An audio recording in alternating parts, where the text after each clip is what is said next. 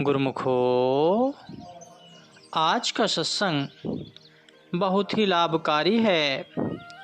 सभी गुरुमुख ध्यान पूर्वक सुने और वचनों पर अमल करें।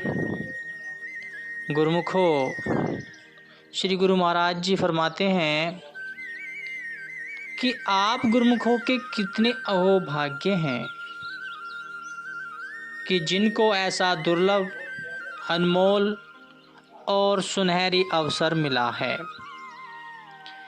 इस समय आपको जीवन का असली मकसद अर्थात मालिक की भक्ति को प्राप्त करने के लिए सब साधन प्राप्त हो रहे हैं। दुनिया की हर एक चीज इंसान को किसी न किसी तरीके से मिल सकती है, मगर हर तरह से इंसान को सुख देने वाली, लोक में सुखी रखने वाली और परलोक भी सुहेला बनाने वाली यह मालिक की भक्ति केवल आप जैसे गुरुमुखों को ही हासिल है। आप बहुत ही भाग्यशाली हो जिनको ऐसा दुर्लभ समय मिला है और साथ में दुर्लभ वस्तु अर्थात भक्ति प्राप्त हो रही है। इसलिए हर गुरुमुख को अपने दिल में यह विचार होना चाहिए कि जब ऐसी दुर्लभ वस्तु, कीमती चीज जो कि कहीं भी किसी जगह में भी नहीं मिल पाती और सुख, शांति एवं आनंद प्रदान करने वाली है, तो इसको कैसे प्राप्त करें। इसे प्राप्त करने के लिए गुरुमुख को हर वक्त इस कोशिश में होना चाहिए कि उसका हर श्वास, सारा समय इसी भक्ति को हासिल करने के लिए लगा रहे, ताकि ऐसा समय हाथ से निकल न जाए और इंसान की हसरत दिल में ही न रह जाए, क्योंकि यह ऐसा समय है जो बार बार नहीं मिलता और ऐसा संयोग है जो हर किसी को नसीब भी नहीं होता। इसलिए ही गुरुमुखों के भाग्यों की सराहना की गई है। इस संसार में पहले तो मनुष्य जन्म की प्राप्ति होना ही बड़ा दुर्लभ है, बहुत ही कठिन है। फिर सत्पुरुषों की संगति का मिलना उससे भी कठिन है, दुर्लभ है। पुनः ऐसे भक्ति के साधन हासिल हो जाने, यह बड़े ही ऊंचे भाग्यों की निशानी है। इसलिए महापुरुष गुरुमुखों को जो उनके संपर्क में आ जाते हैं, उनको हमेशा इस बात से होशियार करते हैं, चेतावनी भी देते हैं कि यह समय, यह संयोग हर वक्त नहीं मिलता। इसलिए आप पूर्ण सतर्कता से इस वक्त का फायदा उठा लो। फिर कहते हैं कि गुरुमुखो, महापुरुष ही यह चेतावनी देते हैं कि ऐसा समय, ऐसा संयोग इंसान को बार बार नहीं मिलता। यह इंसान को तभी पता चलता है जब सत्संग की रोशनी में आता है। आम दुनियादारों को तो यह पता ही नहीं कि असली काम कौन सा है। वे हर समय इन्हीं झमेली में, उलझनों में दुखी है, अशांत है और उल्टे उल्टे काम करने में अपने जीवन के मकसद को गवा रहे हैं, जीवन बर्बाद कर रहे हैं। मगर उनको कौन समझाए? सभी को तो माया की लगन है, माया की ही सब रचना है और माया ने ही सब जाल फैलाया हुआ है। माया के फंदे में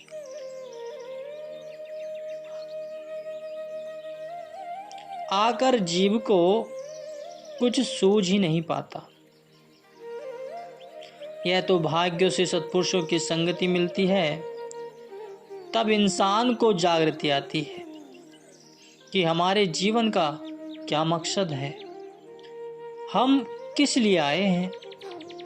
महापुरुष फरमाते हैं कि न यह दुनिया अपनी है, न ही दुनिया के सामान अपने हैं और ना ही दुनिया के काम अपने हैं। तेरा काम तो मालिक की भजन बंदगी है।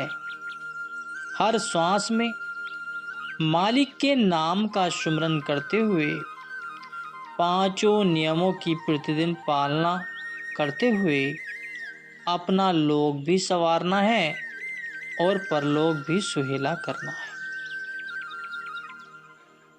तो श्री वचनों में सत्संगति की महिमा श्रवण कर सत्य व असत्य का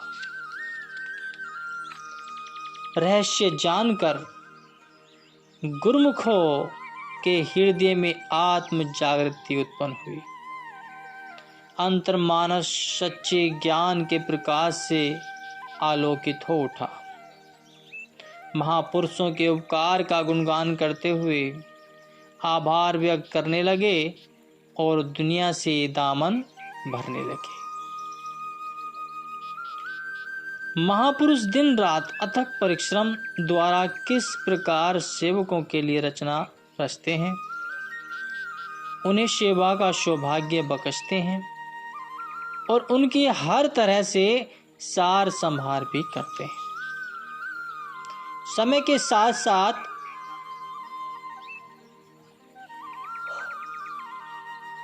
जैसे आवश्यकता बढ़ती है, ऊपर भी कमरे बनवाए, दोनों ओर खिलाने वाले लंगर का निर्माण कराया, श्री मंदिर को भी बढ़ाकर विशाल रूप दिया। इस आश्रम की जिम्मेवारी श्री स्वामी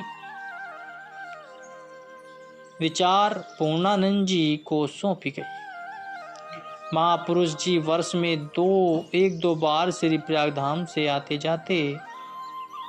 जब यहाँ कृपा करते तो टीकमगढ़ व आसपास के क्षेत्र से संगतें श्री दर्शन एवं प्रवचनों का लाभ प्राप्त करती और कर रही है। गुरुमुखों, पाकिस्तान में रहने वाले एक गुरुमुख भक्त जी का अपना व्यवसाय है। उनकी वहाँ कपड़े की दुकान है। वह प्रतिदिन नित्य नियम से दुकान पर काम आरंभ करने से पहले श्री आरती पूजा करते हैं। जब तक श्री आरती पूजा न हो जाए तब तक किसी ग्राहक को सामान नहीं बेचते। उनका ऐसा नियम कई वर्षों तक चलता आ रहा है। अपने इसी नियम अनुसार उन्होंने एक दिन दुकान खोली, श्री आरती पूजा करने को तत्पर हुए, दीप जलाया, हाथ में दीप की थाली लिए श्री आरती पूजा शुरू करने ही लगे थे कि उनके पुत्र ने आकर बताया कि बाहर एक ग्राहक खड़ा है जो कि काफ़ी माल खरीदना चाहता है। तो श्री आरती पूजा अभी आरंभ नहीं हुई थी, इसलिए उसने पिताजी से कहा कि पहले ग्राहक को सौदा दे दी जाए, उसके पश्चात श्री आरती कर लेंगे। लेकिन भक्त जी नहीं माने। श्री वचनों पर उनकी आस्था अडिग थी और तनक भी नहीं डगमगाई। उन्होंने कहा कि उसे जाकर प्रेम से कह दो कि उसे आधा घंटा प्रतीक्षा करनी पड़ेगी अथवा वह बाजार में अन्य किसी भी दुकान से सामान खरीद सकता है। पुत्र को यद्यपि अपने पिताजी की यह बात बिल्कुल नहीं जची, परंतु भक्त जी अपने निर्णय पर स्थिर रहे। ग्राहक आधा घंटा कहाँ रुकने वाला था, वह अगली दुकान की ओर बढ़ गया।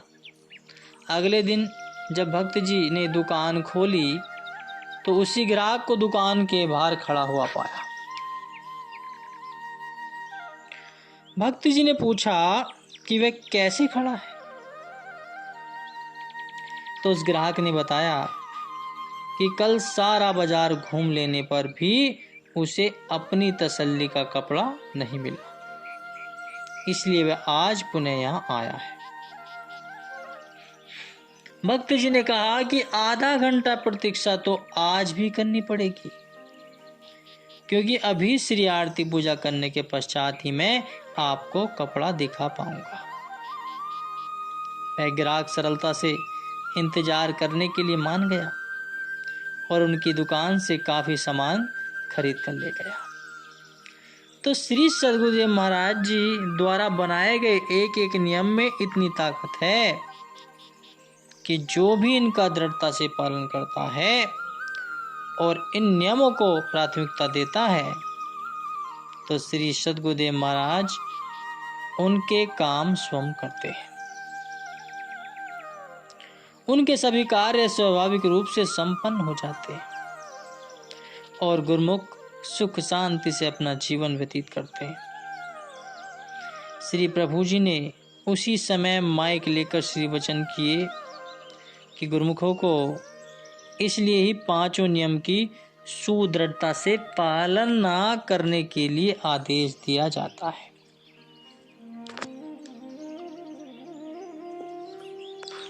सबने इस प्रसंग को सुन ही लिया, चाहे कोई देश में रहे चाहे विदेश में रहे, मन में पूर्ण आस्था रखकर नियमों की पालना अनिवार्य रूप से करते रहे।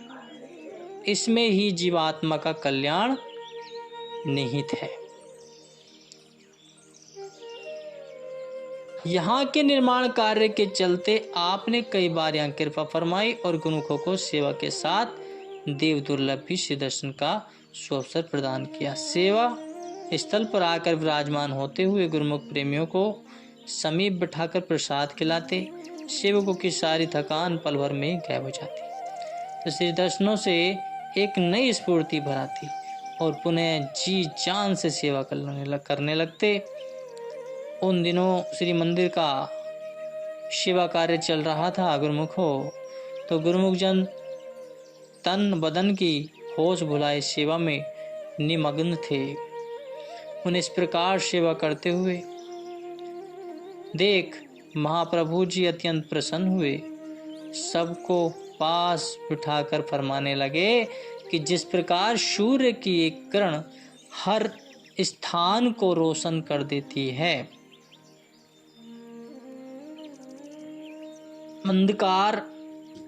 अंधकार वहां से स्वतः ही भाग जाता है, इसी प्रकार ही श्री परमहंस दयाल जी ज्ञान और भक्ति के जाजुल्यमान भास्कर हैं। उन्होंने जो सेवा की रचना रचाई है, उसकी लगन और भक्ति के प्रताप से उजाला फैला है।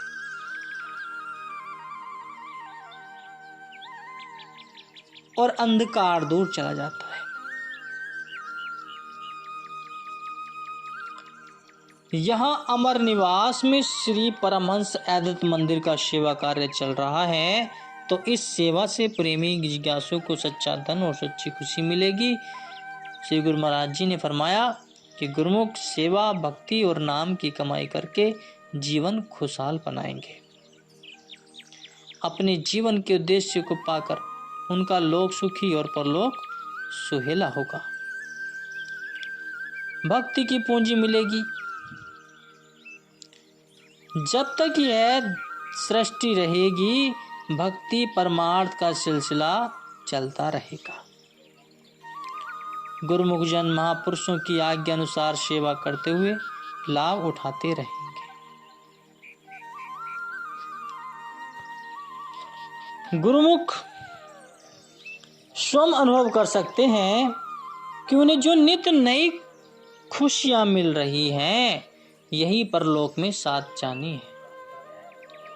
श्री आनंदपुर दरबार की विशेषता यही है कि गुरुमुखों की आत्मा सदैव सच्ची खुशियों से सराबोर रहती है। उन्हें वह दायमी खुशी मिलती है जिसके बाद गम की परछाई भी नहीं रहती। सेवा में ही आत्म कल्याण भरा है। महापुरुष इसी काम में लगे रहते हैं ताकि गुरुमुखों का समय निष्काम सेवा, भजन व सत्संग में खर्च हो। गुरुमुख जीवन का सच्चा लाभ उठा सकें, उन्हें अंतिम समय खुशी और आनंद प्राप्त हो, कभी कोई दुख गम न हो। गुरुमुख नियमों पर चलते हुए आनंद में झूमते रहते हैं। इन नियमों की पालना में ही उनका कल्याण है, इसी में ही महापुरुषों की प्रसन्नता है। बोलो जयकारा, बोल मेरे श्री गुरु महाराज जी की जय।